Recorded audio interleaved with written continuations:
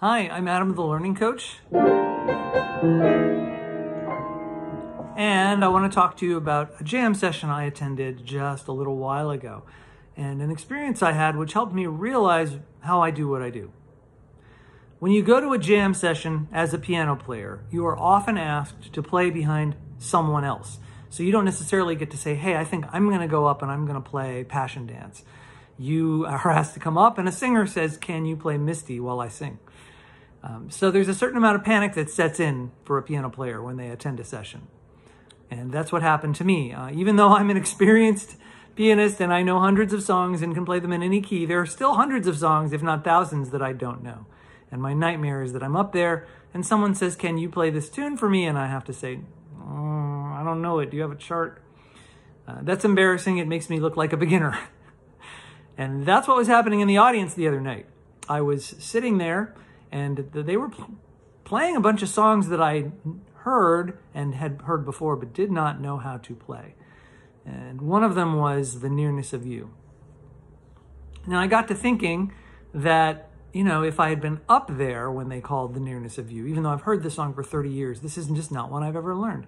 How could I get through it? I have the skills to get through it.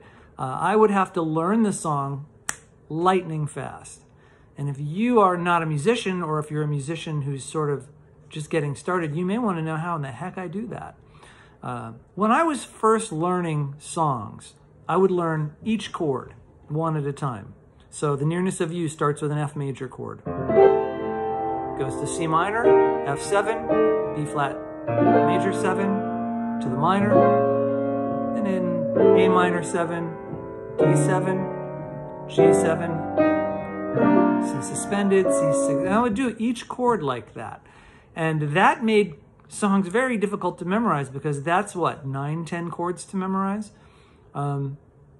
Now, when I think of songs, I typically think of sequences, big chunks of things. So let's say I happen to know the A part already. That was the part of the song I kind of knew.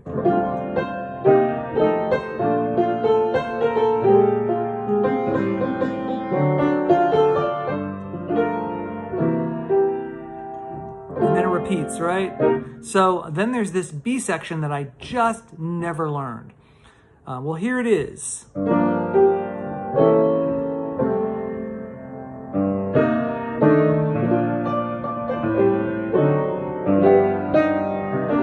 And those are the chords. I memorized them very fast because they form a pattern, and I knew the pattern. So here I am on the 1 chord. There's a 2-5-1. Now, if you don't know what a 2-5-1 is, that's for another video, but just take it for granted that it's maybe the most common jazz and even rock chord progression there is. So if you recognize a 2-5-1, it's like recognizing a kind of food. Oh, it's a hot dog with everything on it. It's a 2-5-1. So it has a 2-5-1. And then I have a deviation. Where does it go? It takes that 1, and then it's a 7th chord. So it was a regular chord, and then it becomes a 7th chord. So that's something strange. So I've got something normal and something strange. And then I have this progression, which is sort of a descending progression that you hear a lot. It's like a 3-6-2-5-1.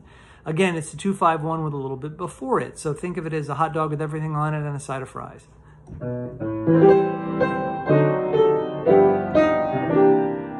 So there you go. Instead of having to memorize 12 more chords, I memorized 3 things. And 2 of them were things I knew how to do.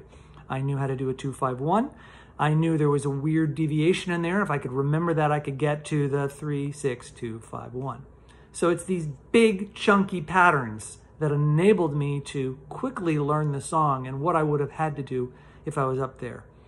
I hope this is interesting to you and helpful. If you have questions, please contact me directly. My email is available on my site, adamthelearningcoach.com. And I look forward to helping you with all your creativity and learning needs. Have a great day.